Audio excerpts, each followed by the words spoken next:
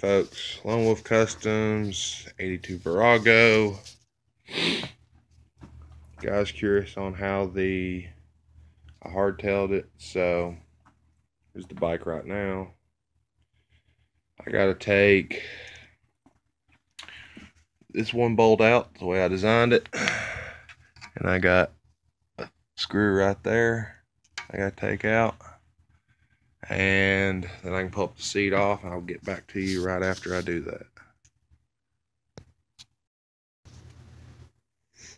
Alright, got those two out, and the seat just kind of springs up, pops up. I put the nose on it to go up underneath the tank mount. I'm gonna put some little side-to-side rods to wedge in there, and that's all it holds the seat in. You know. Oh, all right. Sissy bar is held in with a metal strap. 2 bolts plus the seat bolt goes right through the middle, so it ends up being 3. And of course, you know, there's a hole here, so I put a bolt through to hold the back of the seat. All right, on the hardtail, right here was where the shock was. Get down here. Now this only works if you have a Monoshock.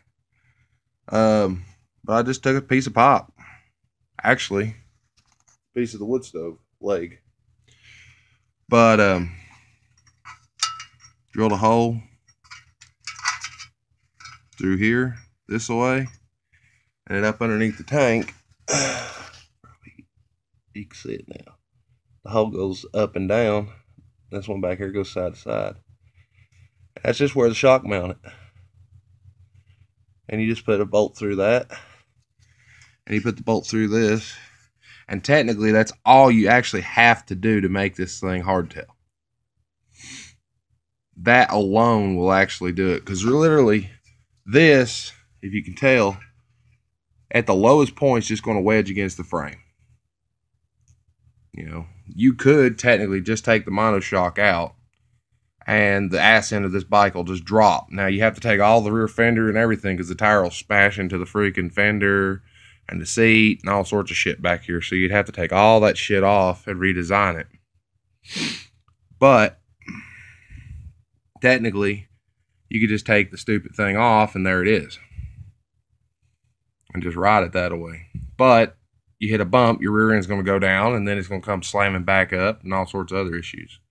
So at a minimum, I would at least suggest to do this.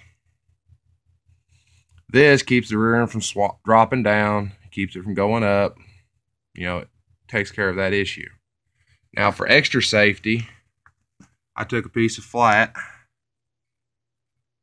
right here, drilled a hole. This is where the rear support for your seat setup came back, was part of it. And I just put a hole there, put a bolt through both sides, and just put this piece of metal here and welded it in to just for extra security. It ain't going nowheres with this there, because that's a big thick wall pipe. This is just an extra security so it don't have any rattle, because, you know, the holes ain't exact. But it ain't going nowheres with the big pipe. And the little pipe, I mean, the little straps on the side, literally I just welded it and beat it with a hammer until I got it shaped and put the holes where they needed to be and whatnot. Now, if I wanted to drop the rear end back down, I'd have to take these 2 bolts out, one here, plus take the bolt up here out, and then the whole ass will swing down. The bolt that went here, that goes across right here, is captured by this darn plate. So if I ever wanted to take this off altogether, I'd have to cut this whole thing out to get that bolt back out.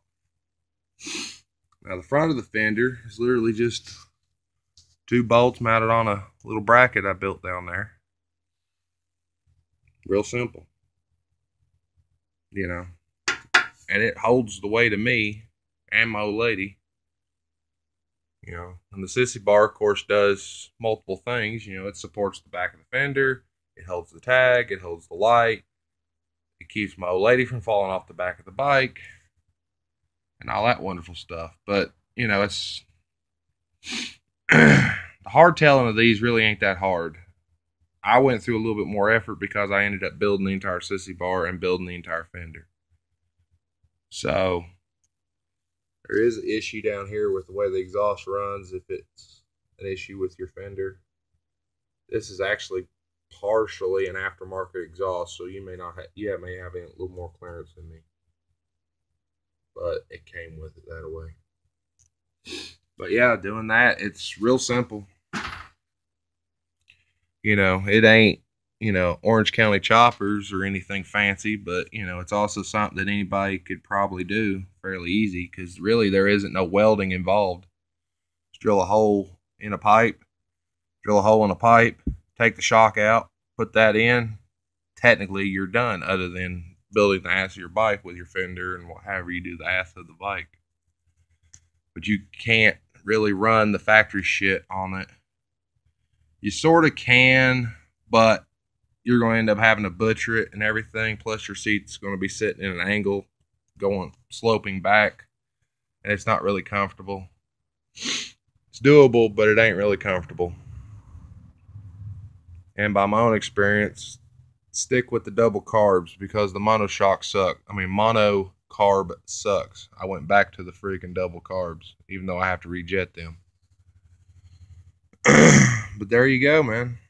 You know, post some videos